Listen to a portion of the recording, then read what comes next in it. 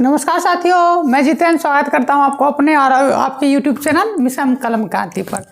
आज हम लोग इस चैनल पे मॉडर्न हिस्ट्री का सीरीज चला रहे हैं, तो उसका यह दूसरा वीडियो है। मॉडर्न सीरीज के पहले वीडियो में हम लोगों ने क्या बताया था कि मुग़ल साम्राज्य कैसे कमज़ोर हुआ है ना, और कैसे मुग़ल साम्राज्य की कमज़ोरी का फ़ायदा उठाकर अलग अलग क्षेत्रों में अलग अलग स्वतंत्र राज स्थापित हुए। उसमें आपको बताए थे बंगाल के बारे में, अवध, मराठा, रुहेलखंड, हैदराबाद, ये सब। तो उसी में कैसे स्वतंत्र बंगाल की स्थापना हुई उसको आज हम लोग चर्चा करेंगे।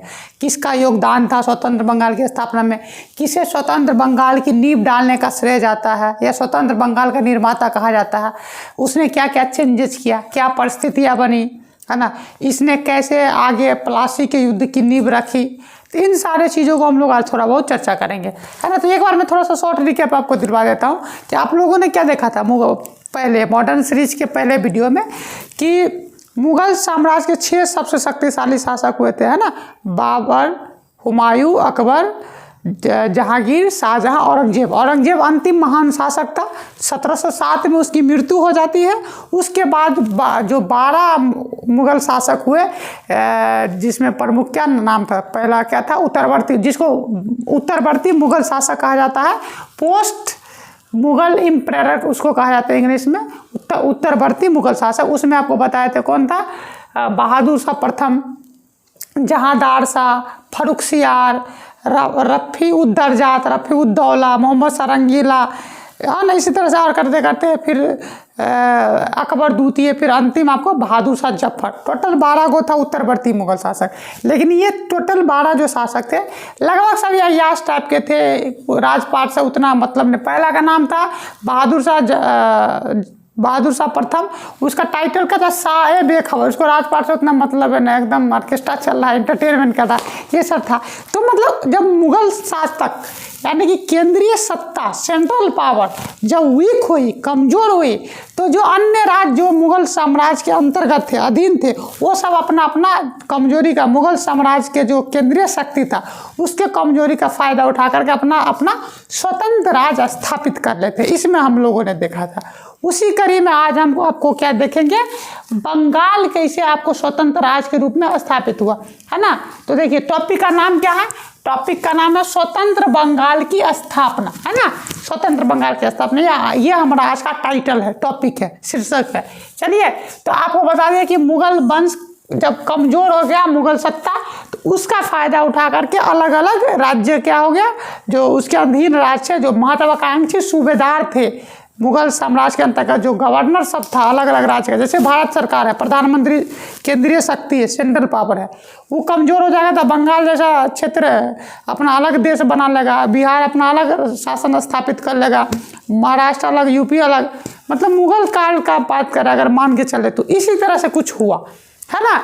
तो क्या है, उस समय का बंगाल, स्वतंत्र बंगाल, तो अगर हम बंगाल अभी बोल रहे हैं तो इसका मतलब वर्तमान का पश्चिम बंगाल नहीं, उस समय का मुग़ल पीरियड का जो बंगाल है, जिस समय की अभी हम चर्चा कर रहे हैं, उस समय का बंगाल का मतलब हो गया मोटा मोटी, एग्जैक्टली हम नहीं कर रहे हैं, थोड़ा बहुत इधर हेर फेर हो जाएगा, मोटा मोटी आप समझ लीजिए, ये बांग्लादेश, असम का कुछ पार्ट, ये मेघालय वाला भी बाद में मेघालय बना, उसमें असम भी था, मेघालय, त्रिपुरा, ये सारा पार्ट, पूरा बांग्लादेश, मेघालय, त्रिपुरा, असम का कुछ पार्ट, ये पूरा वर्तमान का जो हमारा पश्चिम बंगाल है, वो बिहार, झारखंड, इसके अलावा आपको उड़ीसा, है ना, ये इतना बड़ा जो क्षेत्र था, ये पूरा बंगाल, मतलब देख लीजिए बंगाल, ये क्या गंगा का मैदानी क्षेत्र है, गंगा के नदी के द्वारा बना हुआ क्षेत्र है, ये बहुत उपजाऊ क्षेत्र है।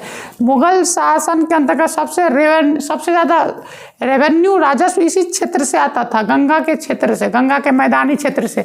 तो उस समय का बंगाल का मतलब क्या हो गया कि उस समय पश्चिम बंगाल वर्तमान का उड़ीसा, बिहार, झारखंड, असम, है ना, असम का कुछ हिस्सा, बांग्लादेश, है ना, जो वर्तमान बांग्लादेश, ये इतना बड़ा क्षेत्र जो था क्या था उस समय का, क्या था, बंगाल था, है ना। तो ये बंगाल मुगल साम्राज्य से अलग होकर के अपना एक स्वतंत्र साम्राज्य स्थापित कर लेता है। तो ये स्वतंत्र बंगाल की स्थापना कौन करता है भाई, है ना, या स्वतंत्र बंगाल की नींव कौन डालता है, या स्वतंत्र बंगाल का स्थापना करने वाला वो राजा कौन था, शासक कौन था, या कौन मुगल गवर्नर था जिसको सूबेदार भी कहते हैं।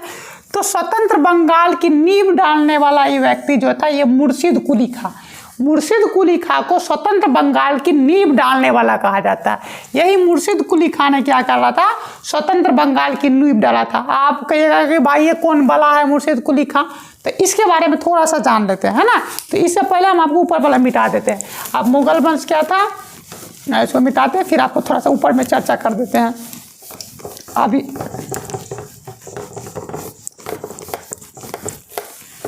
हमने क्या कहा कि स्वतंत्र बंगाल की नींव डालने वाला कौन था, मुर्शिद कुली खां, यानी कि मुर्शिद कुली खां ने क्या किया था, स्वतंत्र बंगाल की स्थापना की।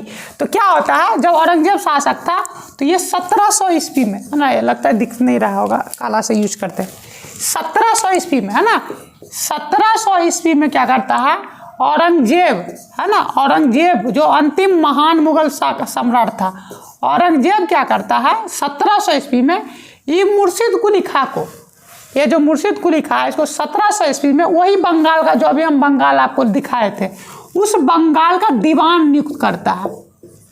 दीवान का मतलब होता है, अभी समझ लीजिए, वित्त मंत्री, फाइनेंस मिनिस्टर, है ना। इस मुर्शिद कुली खां को औरंगजेब 1700 ईस्वी में क्या करता है, बंगाल का दीवान यानी कि वित्त मंत्री नियुक्त करता है ना। तो अच्छा, वित्त मंत्री है तो प्रधानमंत्री कोई और होगा, यानी कि गवर्नर तो कोई और होगा, या मुख्यमंत्री कौन होगा, वित्त मंत्री तो थोड़ा सा छोटा होता।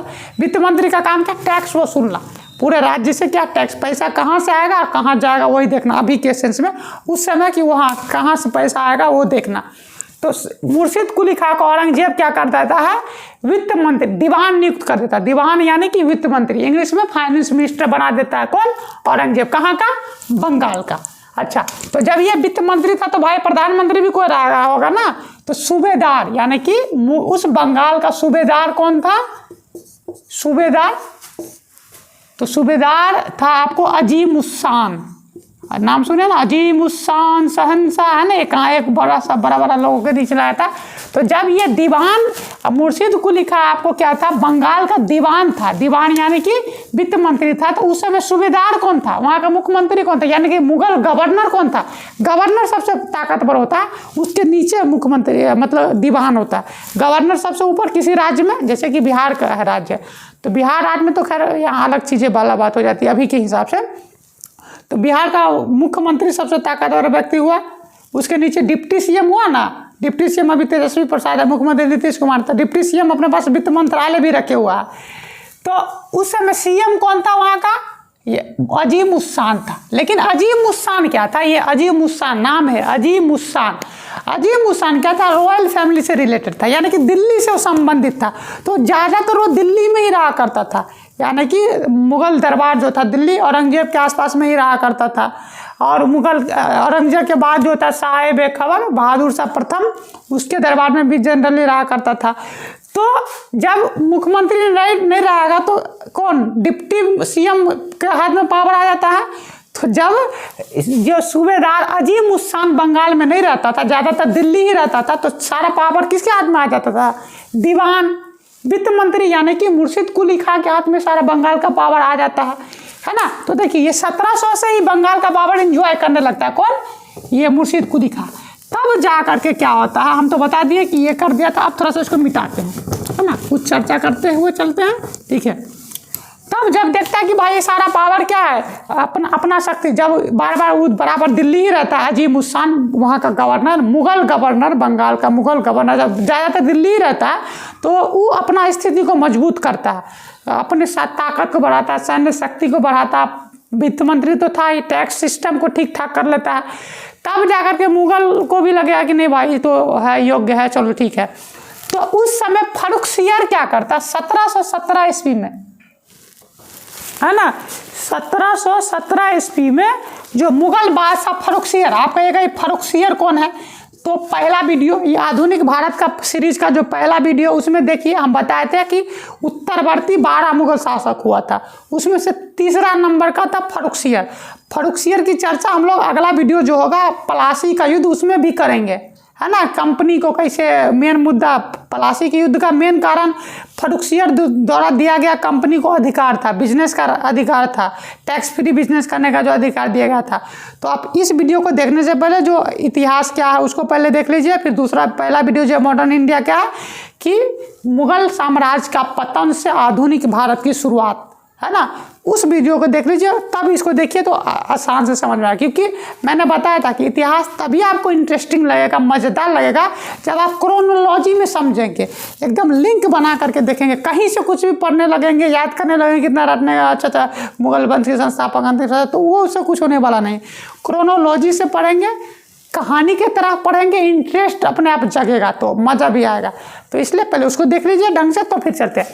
तो क्या है, 1717 ईस्वी में फर्रुखसियर जो मुगल बादशाह था, फर्रुखसियर मुगल बादशाह फर्रुखसियर क्या करता, 1717 ईस्वी में मुर्शिद कुली खां को बंगाल का सूबेदार बना देता। अभी दीवान था, अब बोला कि भाई तुम ही सबसे बड़ा आदमी बन जाओ, गवर्नर तुम ही बन जाओ। कहाँ, 1717 ईस्वी में इसको गवर्नर बना देता है। इधर हम आपको बताए थे कि मुगल साम्राज्य का पतन क्या हो रहा था कि आपस में ही सत्ता के उत्तराधिकार के लिए युद्ध हो रहा था कि मुगल बादशाह कौन बनेगा, ताकतवर कौन बनेगा, हम राजा बनेंगे तो हम बनेंगे, आपस में मार काट कर रहा था। और मुगल राज दरबार में गुटबंदी, ईरानी गुट अलग, तुरानी गुट अलग, हिंदुस्तानी गुट अलग, ऊँचा था हमारे पसंद का हमारे कंट्रोल का राजा बने, ऊँचा था हमारे कंट्रोल का राजा बने। तो मुगल का जो केंद्रीय पावर था, सेंट्रल पावर, वो कमज़ोर हो चुका था, डिमोलिश होने के कगार पे था। तो इस स्थिति का फायदा देख करके मुर्शिद कुली खां क्या करता है कि भाई सूबेदार हम आप नहीं रहो, हम मुगल के अंतर्गत में नहीं रहो, तुम्हारा बार बार टैक्स नहीं दो, हम अपना अलग ही स्वतंत्र बंगाल स्थापित कर लेंगे और हम आप सूबेदार नहीं नवाब बन जाएगा ना। तो बड़ा नवाब बनता है, नवाब मतलब रईस, ताकतवर व्यक्ति, है ना। तो अब ये क्या, मुर्शिद कुली खां 1727 इसमें स्वतंत्र बंगाल की स्थापना कर देता है और बंगाल का सूबे, पहले वित्त मंत्री था, अभी क्या बन जाता, बंगाल का नवाब, है ना। बंगाल का क्या बन जाता है, ये नवाब बन जाता है। 1717 में बनता है और 27 में इसकी मृत्यु हो जाती है ना। देखते लाल मार्क मार दिए एकदम, जयराम जी की हो जाता है। मुर्शिद कुली खां 1717 में स्वतंत्र बंगाल की स्थापना करता है और बंगाल का नवाब बन जाता है। 27 तक रहता है, 27 में इसका मृत्यु हो जाता है ना। इसके बाद इसका दामाद शुजाउद्दीन बनता है। तो खैर उस पर बाद में चलेंगे, पहले अब इसको चल लेते हैं। तो मुर्शिद कुली खां क्या कुछ काम किया नवाब बनने के बाद, कुछ अलग करा कि नहीं करा, तो करा, है ना। कुछ काम ही बेचारा करता है। देखिए क्या करता है ये मुर्शिद कुली के कार्य, राजधानी ढाका, जो अभी वर्तमान में बांग्लादेश की राजधानी ढाका है, उस ढाका पहले बंगाल का राजधानी था, जिसमें अभी का जो चारों चीज़ बताए थे, बिहार, झारखंड, उड़ीसा, अभी का बांग्लादेश, पश्चिम बंगाल, असम का बहुत बड़ा पार्ट, तो ये सब मिलाकर के उस समय बंगाल। तो उस बंगाल की राजधानी ये क्या करता, पहले ढाका था, ढाका से वो हटा करके कहाँ ले आता, मुर्शिदाबाद, एक नया शहर बसाता अपने नाम से। देखते हैं मुर्शिद कुली खां, तो अपने नाम से वो नया शहर बसाता है, उसी में मुर्शिदाबाद राजधानी कर देता। कौन, मुर्शिद कुली खां, उसी के अपने नाम से। तो पहला काम क्या करता है, राजधानी ढाका से कहाँ ले आता है, मुर्शिदाबाद ले आता है। दूसरा काम क्या करता है, प्रशासनिक व्यवस्था में सुधार करता है, एडमिनिस्ट्रेटिव सिस्टम में सुधार करता है। ये क्या होता है, यानी कि अपने मनपसंद का, नहीं देखते हैं सरकार बदलती है तो अपने मनपसंद का आईएएस को अलग अलग अपने फेवरेट वाला पोस्ट दे देता है, किसी को अपना अच्छा खास जिला दे दिया, अच्छा डिपार्टमेंट दे दिया कि ताकि उसके कंट्रोल में करे। तो सारा जो जितना भी जो उस समय का पदाधिकारी था मुगल टाइम पीरियड का, सबका ट्रांसफर पोस्टिंग कर देता है, अपने मनपसंद लोगों को, अपने लाभ पहुँचाने वाले लोगों को अलग अलग पोस्ट करता है, कुछ नियुक्ति करता है नया नया।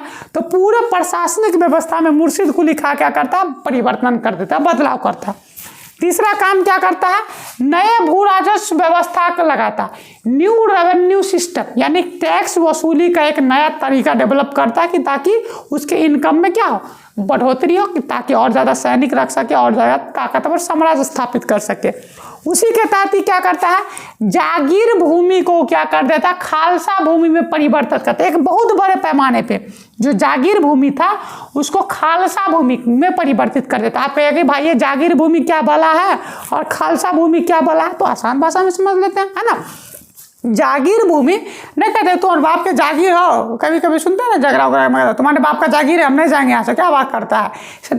जागीर जब ये राजा महाराजाओं का शासन पीरियड था, मुगल पीरियड था, उस टाइम में क्या होता, वेतन के बदले जमीनें दे देता कि लो ये गाँव तुम्हारा, इतना दिन तुम सैनिक सेवा किया, ये गाँव तुम्हारा जागीर हो गया, जाओ इसमें का जो टैक्स आएगा तुम अपना देखना, तुम कमाना खाना इसी से जाओ, तो ये तुम्हारा जागीर हो गया। अच्छा बड़ा सैनिक है तो तुमको 2 गांव का जागीर दे दिए, जाओ 3 गांव का तुमको जागीर दे दिए, 5 गांव का जागीर दे दिए, मतलब 5 गांव दे दिए, वहाँ से टैक्स वसूलो, अपना काम करो, अपना कमाओ, तो वही जागीर। तो अब सेना को दे देते तो वो अपना कमा रहा है, सैनिक उसको दे दिया अपने अधिकारी को तो वो कमा रहा है, वो खा रहा। तो शासक जो केंद्रीय सत्ता या बंगाल का नवाब है उसके तो अकाउंट में नहीं आ रहा पैसा, तो क्या करता, उस जागीर भूमि को खालसा भूमि में बदल देता है।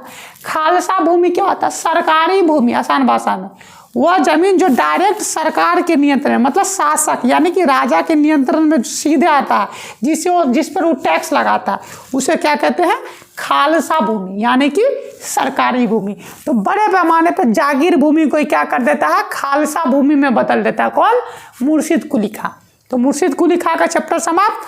स्वतंत्र बंगाल का नींव कौन डालता है, यानी कि स्थापना कौन करता है, मुर्शिद कुली खां। कब से कब बंगाल का नवाब बनता है, 1717 से लेकर के 1717 से लेकर के 1727 में।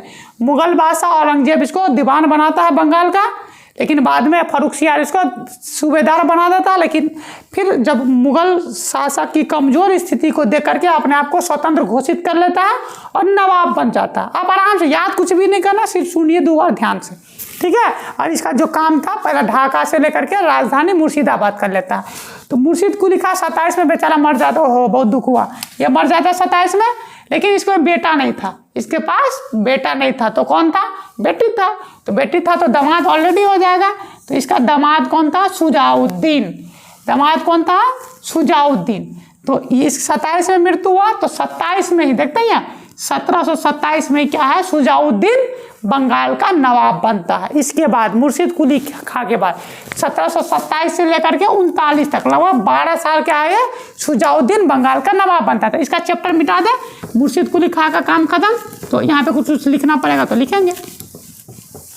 देखें ना, फर्रुखसियार, रंगीला, मोहम्मद शाह रंगीला, अब उसका चर्चा आएगा, तो इसलिए पहला वाला वीडियो करीब प्रेम से पहले देख लो भाइयों, है ना, उसके बाद समझ में आएगा ये सब ढंग से, क्योंकि इतिहास तभी डिटेल में और अच्छा से समझ में आएगा जब क्रोनोलॉजी यानी कि क्रम से समझेंगे, सिस्टमेटिक तरीके से समझेंगे, ठीक है।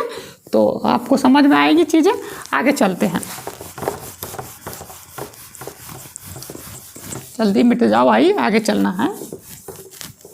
हाँ, आगे देखिए, मुर्शिद कुली खां अपने दामाद को फिर जब मर जाता तो उसका दामाद शुजाउद्दीन क्या बनता, 1727 में बंगाल का नवाब बनता, 1729 तक रहता है, ठीक है। ये फिर मर जाता है 1739 में, तो इसका बेटा शुजाउद्दीन का बेटा सरफराज खां, शुजाउद्दीन का बेटा सरफराज खां क्या है 1739 में बनता है क्या, बंगाल का नवाब। लेकिन बेचारा 40 में मारा जाता है, कैसे बताते हैं। तो सरफराज खां क्या बनता है, बंगाल का नवाब, कब, शुजाउद्दीन के बाद 1739 में।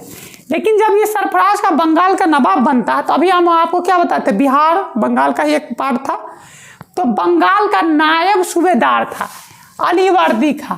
बंगाल का नायब सूबेदार था कौन, अलीवर्दी खां। नायब सूबेदार का मतलब हुआ लेफ्टिनेंट गवर्नर। बंगाल बड़ा क्षेत्र था ना, तो उसमें से बिहार का अलग सिस्टम डेवलप कर दिया था कि चलो यहाँ पे कोई नायब सूबेदार रहेगा जो इसको देखेगा। तो बंगाल का नायब सूबेदार, उसके नीचे भी सेना रहती थी, उसके पास भी सेना रहती थी, उसको भी टैक्स वसूलने का अधिकार था, बहुत सारी चीज़ें थी। मुगल एम्पायर में सारे पोस्ट को डिटेल में हम लोग पोस्टमार्टम करेंगे। तो बिहार का जो बंगाल के अधीन ही क्षेत्र था बिहार का नायब सूबेदार यानी कि लेफ्टिनेंट गवर्नर, डिप्टी सीएम समझ लो। लेफ्टिनेंट गवर्नर कौन था, अरे केंद्र शासित प्रदेश में नहीं रहता है, वही समझ लीजिए, उपराज्यपाल। बिहार का डिप्टी गवर्नर, उपराज्यपाल कौन था, लेफ्टिनेंट गवर्नर। नायब सूबेदार था कौन, अलीवर्दी खां। ये क्या करता, सब मुगल टाइम पीरियड सब महत्वाकांक्षी था कि हम राजा बन जाए, हम शासक बन जाए, बंगाल का नवाब, कुछ चाहता था कि हम दिल्ली पे कब्जा कर ले, पूरे भारत पे कर ले। तो उसी में अलीवर्दी खां बड़ा महत्वाकांक्षी था। ये बंगाल का नायब सूबेदार यानी कि लेफ्टिनेंट गवर्नर, उपराज्यपाल था। कौन? अलीवर्दी खां। ये क्या करता, गिरिया के युद्ध में, गिरिया जगह का नाम है, ठीक है, गिरिया के युद्ध में क्या करता है, सरफराज खां को हरा देता है। हरा देता है मतलब इसको मार देता है, इसको सरफराज खां को। कौन? अलीवर्दी खां। अलीवर्दी खां कौन था? बंगाल का नायब सूबेदार यानी कि लेफ्टिनेंट गवर्नर था। ये गिरिया नाम का जगह है, वहाँ पे युद्ध होता है, उसमें सरफराज खां को क्या कर देता है, फिनिश, टाटा बाय बाय से यूँ कर देता है, मार देता है। तो 1740 में सरफराज खां का चैप्टर समाप्त, यानी कि अलीवर्दी वो जो मुर्शिद कुली खां का जो साम्राज्य स्थापित था उसका वंश यहाँ से समाप्त। एक नया व्यक्ति अलीवर्दी खां क्या बन जाता है, बंगाल का नवाब। कब? 1740 में। तो बंगाल का नवाब 1740 में कौन बन गया? अलीवर्दी खां, है ना। अलीवर्दी खां कौन था?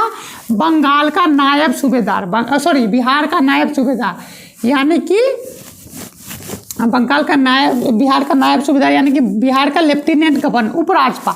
अब देखिए, बिहार भी तो मुगल साम्राज्य के अंतर्गत था, बंगाल मुगल साम्राज्य के अंदर, पूरे भारत मुगल साम्राज्य के अंतर्गत था। लेकिन मुगल साम्राज्य सब चला अपने चुट्टा आपस में उलझ रहा है ना, आपस में हम राजा बनेंगे तो हम राजा बनेंगे, है ना, आपस में उत्तराधिकार का युद्ध लड़ रहा है, रंगरैया मनाना यासी कर रहा है ना उसको, मतलब तो आसपास के लोग जो उसका नीचे वाला जो छोटा छोटा उसका सरदार था, कमांडर सब था, अपना ही साम्राज्य स्थापित करने के चक्कर में लगे, दूर तुम लोग अकेले मारपीट करो, हम अपना देखते हैं। उसी में से एक महत्वाकांक्षी व्यक्ति था। कौन? अलीवर्दी खां। तो ये कौन था? बिहार का नायब सूबेदार था।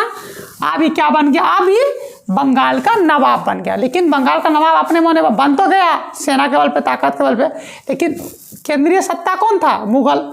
तो मुगल से कम परमिशन तो लेगा ना। तो मुगल का तो हाल पहले कमजोर था, वो तो उस समय मुगल जब ये 1740 में राजा बनता, तो आप याद कीजिए, हम आपको बताए थे उस समय आपको कौन था मुगल शासक? मोहम्मद शाह रंगीला, है ना। उस समय आपको राजा था भारत का मुगल बादशाह कौन था? मोहम्मद शाह रंगीला। रंगीला क्यों कहा जाता, हम आपको बता देते कि एकदम रंगीन रहता था, ऑर्केस्ट्रे में बिजी, हरामे में सुतल रहता था हरदम, है ना। तो मोहम्मद शाह जो रंगीला है, ये क्या था? उस समय मुगल बादशाह था। तो अलीवर्दी खां इसके पास जाता है, इसको 2 करोड़ रुपया गिफ्ट करता है, नजराना जिसको कहते हैं। 2 करोड़ उस समय, देखिए 1740 में 2 करोड़ बुझते बहुत होता भाई, 2 करोड़, अभी 2000 करोड़ समझ लीजिए, है ना। 2 करोड़ रुपया मोहम्मद शाह रंगीला को देता है। ये तो पहले से बुखारी लोग कमजोर हो ही चुका था, ला 2 करोड़ रुपया और कुछ गिफ्ट देता है, और अपना पद का स्वीकृत करवा देता है कि भाई हमको मान लीजिए कि हम बंगाल के नवाब है। तो ये भी कह देता मोहम्मद शाह रंगीला, तथास्तु, जाओ तुम बंगाल का नवाब है ना। तो अलीवर्दी खां क्या है, मोहम्मद शाह से को 2 करोड़ रुपया और भी कुछ गिफ्ट दे करके बंगाल के नवाब के पद का अप्रूवल करवा लेता है, ठीक है। तो अलीवर्दी खां को मोहम्मद शाह रंगीला दे दिया परमिशन, तो बंगाल का नवाब बन गया। 40 में कब बना? 1740 में। 1740 में बंगाल का नवाब बना। अब इसी तरह से शासन कर रहा है, ये भी अपना कई तरह का सुधार करता है। इसके टाइम में हम क्या बताए थे कि जब केंद्रीय शक्ति यानी कि मुगल शासक कमजोर होता है, तो अलग अलग क्षेत्रीय शासक सब क्या स्वतंत्र हो जाते। उसमें से मराठा भी एक थे, मराठा बहुत ताकतवर हो गए इस समय में, है ना। उसके बाद तो दिल्ली में भी वही मराठा ही अपने हिसाब से चलवाता था चीज़ें। तो उस समय तो अब बंगाल का नवाब बन गया कौन? बताइए दिए, अलीवर्दी खां। 1751 ईस्वी में क्या होता है, मराठा सरदार रघुजी, ये नाम देखिए, मराठा सरदार मतलब मराठा साम्राज्य का एगो कमांडर समझ लिए, एगो सेनापति आता है और अलीवर्दी खां के बंगाल पे क्या करता है? अटैक कर देता है, इसको हरा देता है। हरा देता है कौन? रघुजी। रघुजी कौन थे? मराठा सरदार, मराठा छत्रपति नहीं थे, वो नहीं, है ना, मराठा का एक कमांडर था, ठीक है।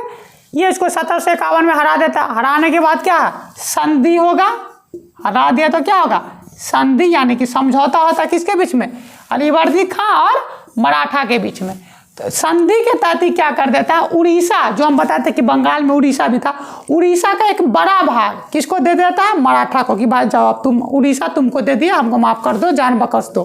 और 12 लाख रुपया सालाना तुमको चौथ देंगे। चौथ और सरदेशमुखी 2 प्रकार का टैक्स होता था, कर होता था, जो मराठा वसूल करते थे। चौथ और सरदेशमुखी 2 प्रकार का क्या था? टैक्स था, कर था, है ना। तो बोले कि भाई तुमको हम जाओ उड़ीसा जो राज्य हम तुमको दे दिया, उसको तुमको उसके अलावा सालाना तुमको 12 लाख रुपए और कुछ निश्चित राशि था 12 या 13 लाख के आसपास में, प्रत्येक साल तुमको देते जाएंगे, हमको माफ़ कर दो, हमको शासन करने दो, है ना। तो ये रघु जी के साथ इसका क्या हो गया, 1751 में युद्ध मराठा साथ है, ये हार गया यहाँ पे, तो इस संधि के तहत ये इसको करना पड़ा। इतना नहीं, आप देखिए हम कब चल रहे हैं, 1740-56 में चल रहे हैं, 51 में चल रहे हैं, अंग्रेजी कंपनी भी आ चुकी, पुर्तगाली तो 1498 में ही आ गया था, अंग्रेज आ गया, डच आ गया, फ्रांसीसी, ये सब भी आ चुका है, सब बिजनेस कर रहा है बंगाल में, अन्य जगहों पे भारत में कर रहा है। उसी समय में अंग्रेज, है ना, ये जो अंग्रेज थे, ये अंग्रेज जो थे ईस्ट इंडिया कंपनी वाला, अब फ्रेंच जो फ्रांसीसी थे, ये दोनों अपना अलग अलग क्या करने लग रहा, किलेबंदी करा। किलेबंदी का मतलब मान के चलिए ये इसका फैक्ट्री जहाँ पे माल लगता है, तो चारों बगल क्या बड़ा बड़ा बिल्डिंग दीवार खड़ा कर देना, और इसके बगल में बड़ा बड़ा गड्ढा कर देना, कि ताकि कोई सेना लेकर के आवे तो पहले तो गड्ढा में फंसेगा।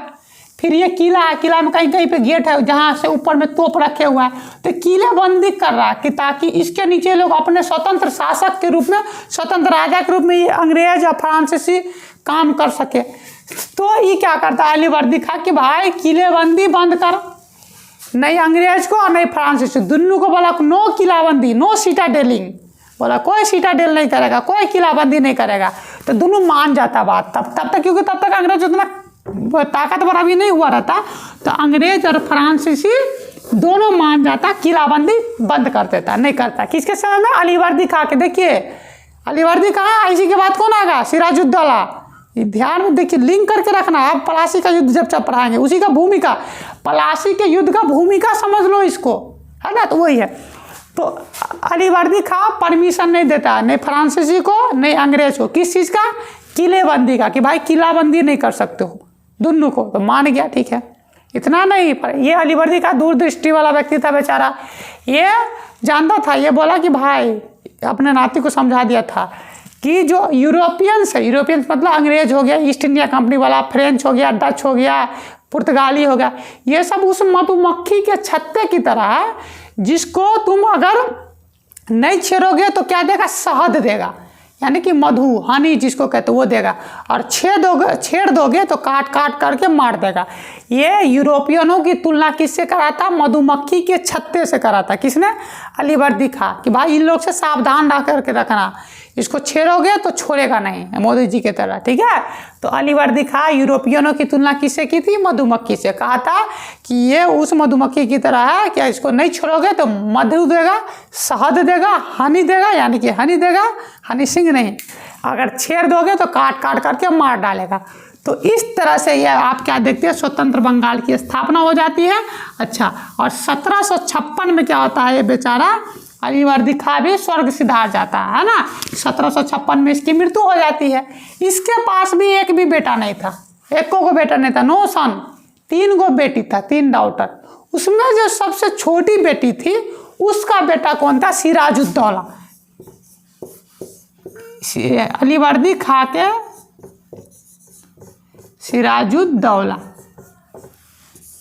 अलीवर्दी खा के 3 बेटी में से सबसे छोटी बेटी का जो बेटा था सिराजुद्दौला, यानी कि अलीवर्दी खा का नाती, ये इसको बहुत प्रेम करता था। अलीवर्दी खा सिराजुद्दौला से अथाह प्रेम करता था, बहुत प्रिय था इसको, इसलिए अपने जब ये जिंदा था तभी ये घोषणा कर देता कि मेरे बाद बंगाल का नवाब कौन बनेगा, सिराजुद्दौला। अब बताओ, सिराजुद्दौला सबसे छोटा है, तीसरा सबसे छोटी बेटी का छोटा बेटा है, तो उससे ऊपर जो 2 बेटी है उसका भी बेटा सब है, उसको दुख नहीं होगा। वही सब षड्यंत्र करके बेचारों को मरवा देता है, पलासी का युद्ध था। तो सिराजुद्दौला क्या बनता है, 1756 में, है ना। 1756 में क्या बनता है, बंगाल का नवाब बनता है। और 1757 में क्या हो जाता है, पलासी की युद्ध, इसी में ही बेचारा मारा जाता है ना। कैसे मारा जाता है, इसी से कैसे क्या होता है आगे चर्चा करेंगे। तो आज हम लोगों ने देख लिया, अगला टॉपिक रहेगा आपको पलासी का युद्ध, है ना, उसका भूमिका भी समझ लीजिए, आज हम लोगों ने देख लिया, है ना। तो क्रोनोलॉजी में देखेंगे तो अच्छा से लगेगा। तो स्वतंत्र बंगाल की स्थापना कैसे हुई, कहाँ हुई, सब कुछ हम लोग जान लिया। शॉर्टकट में एक बार रिकैप कर लेते हैं। रिकैप यानी कि शॉर्ट में एक बार इंटरव्यू, कि मुगल साम्राज्य यानी कि केंद्रीय सत्ता जब कमज़ोर हुई तो अलग अलग क्षेत्रीय राज्यों, जिसमें बंगाल था, अवध था, हैदराबाद था, मराठा था, रुहेलखंड था, ये सब अपना अपना स्वतंत्र राज्य स्थापित करता है। उसी में आपको मुर्शिद कुली खान नाम का व्यक्ति, जिसको औरंगजेब 1700 ईस्वी में क्या करता है, दीवान बंगाल का बनाता है। बंगाल उस समय का बंगाल अभी का क्या था, बंगाल, पश्चिम बंगाल, बांग्लादेश, यूपी मतलब बिहार, यूपी का भी कुछ पार्ट, असम, झारखंड, उड़ीसा, ये इतना बड़ा क्षेत्र बंगाल था। उसका दीवान बनाता। फिर 1717 में फर्रुखसियार उसको सूबेदार ही बना देता है, यानी कि उस राज्य का मुख्यमंत्री समझ लीजिए, गवर्नर समझ लीजिए, बना देता है, राज्यपाल समझ लीजिए, बना देता है। ठीक है, तब वो पूरा अपने आप को देखता है कि केंद्रीय शक्ति कमजोर हो गया है, तो अपनी ताकत को क्या करता है, मजबूत करता है, सेना मजबूत करता है, प्रशासनिक व्यवस्था में सुधार करता है, स्वतंत्र बंगाल की स्थापना कर देता है, स्वतंत्र शासक के रूप में काम करने लगता है। उसका काम क्या है, ढाका से राजधानी मुर्शिदाबाद लाता है, प्रशासनिक व्यवस्था में सुधार करता है, टैक्स सिस्टम में सुधार करता है।